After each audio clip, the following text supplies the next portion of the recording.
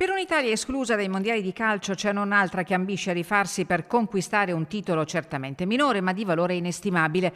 La nazionale italiana, pronta a scendere in campo a Villa Montalban, schiererà amministratori locali e tra questi ex calciatori professionisti al quarto mondialito, l'evento organizzato in sordina dall'assessorato allo sport del comune di Belluno, che in 4 anni ha macinato successi al punto da guadagnarsi il palcoscenico del Senato per la presentazione nazionale. Questo mondialito cresce, questo mondialito piace, questo mondialito è richiesto. Sono cresciute le squadre, siamo partiti in 9, siamo arrivati a 14, siamo arrivati a oltre 220 giocatori, cioè necessitavamo anche di ulteriori spazi, anche perché all'esterno del campo vengono messi i gazebi, gli stand delle squadre e quindi c'è bisogno di spazio. Spazio accordato grazie alla collaborazione del Rugby Belluno, che ha accolto la proposta di lavorare insieme e si dedicherà all'intrattenimento dei bambini.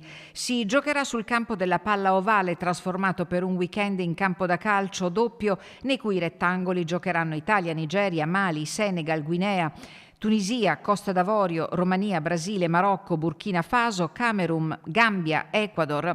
Un'organizzazione complessa, esempio di dialogo fra nazioni, all'insegna dell'inclusione e dell'integrazione. Vogliamo far vedere che esistiamo oltre il nostro lavoro in fabbrica e alla famiglia, ha detto il rappresentante di Rete Immigrazione. Nasce proprio da questo, dal fatto che dobbiamo abbattere determinati preconcetti. Il pregiudizio lo abbatti solo con la conoscenza.